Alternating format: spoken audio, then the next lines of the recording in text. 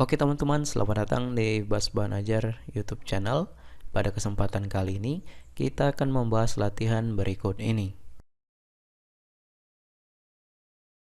Tetapi, sebelum kita masuk ke pembahasan video, saya akan mengajak teman-teman untuk terlebih dahulu mengklik tombol subscribe pada channel ini dan nyalakan loncengnya, lalu klik like pada video ini jika kalian merasa terbantu.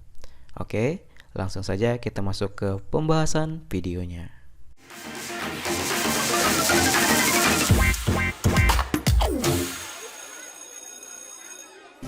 Oke teman-teman, di video kali ini kita akan membahas kunci jawaban pendidikan Pancasila kelas 10 halaman 146 sampai dengan 147.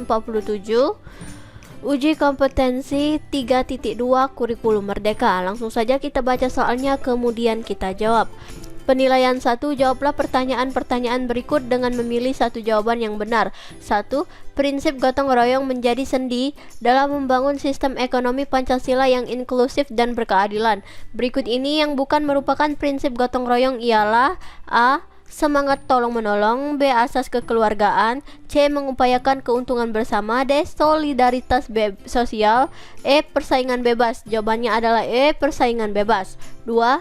Badan dan unit usaha yang ada dalam sistem ekonomi Pancasila yang mencerminkan demokrasi ekonomi dibentuk dari, oleh, dan untuk anggota, yaitu A. UMKM. B. BUMN. C. Perusahaan asing. D. Koperasi. E. BUMD. Jawabannya adalah D. Koperasi. 3. Mengapa bumi dan air dan kekayaan alam yang terkandung di dalamnya dikuasai oleh negara? A. Menghindari permasalahan lingkungan dan sosial. B. Pengalaman sebelum kemerdekaan yang dikuasai oleh bangsa lain. C. Untuk dipergunakan sebesar-besarnya bagi kemakmuran rakyat. D. Belum ada orang perseorangan yang dianggap mampu menguasainya. E. Karena kita sepakat membentuk negara yang berdaulat. Jawabannya adalah C. Untuk dipergunakan sebesar-besarnya bagi kemakmuran rakyat.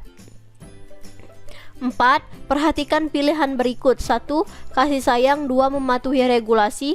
3. Kemauan bekerja sama. 4. Mengejar keuntungan saja.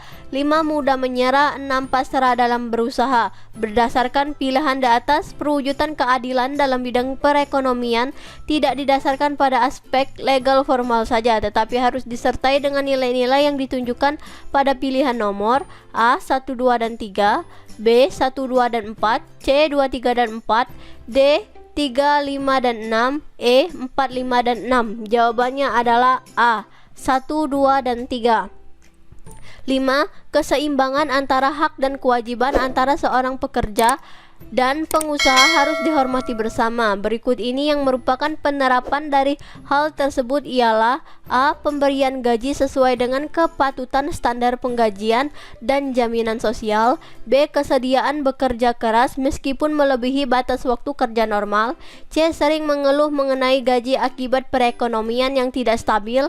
D. Pemerintah membantu subsidi gaji bagi pekerja tetap agar jumlahnya di atas rata-rata. E. Mengingatkan pekerja agar beretos kerja untuk mencapai target perusahaan. Jawabannya adalah A. Pemberian gaji sesuai dengan kepatutan standar penggajian dan jaminan sosial. Penilaian 2. Jawablah pertanyaan-pertanyaan berikut dengan memilih setuju atau tidak setuju beserta alasannya. 1. Rakyat merupakan objek dalam pelaksanaan pembangunan nasional terutama bidang ekonomi. Jawabannya tidak setuju, karena rakyat merupakan subjek dalam pembangunan. 2. Nilai gotong royong dalam perekonomian harus dilaksanakan oleh BUMN dan usaha swasta. Jawabannya setuju, karena gotong royong dapat diimplementasikan sesuai dengan bidang dan tempatnya. 3. Keadilan harus dikedepankan meskipun kemakmuran belum datang.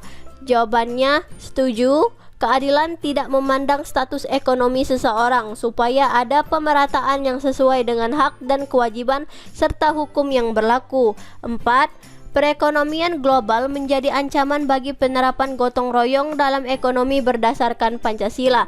Jawabannya tidak setuju, karena perekonomian global merupakan tantangan atau peluang. Apabila kita dapat menangkap peluang, kita akan mendapat keuntungan. Gotong royong dapat diterapkan dalam perekonomian meskipun menghadapi pengaruh nilai-nilai asing.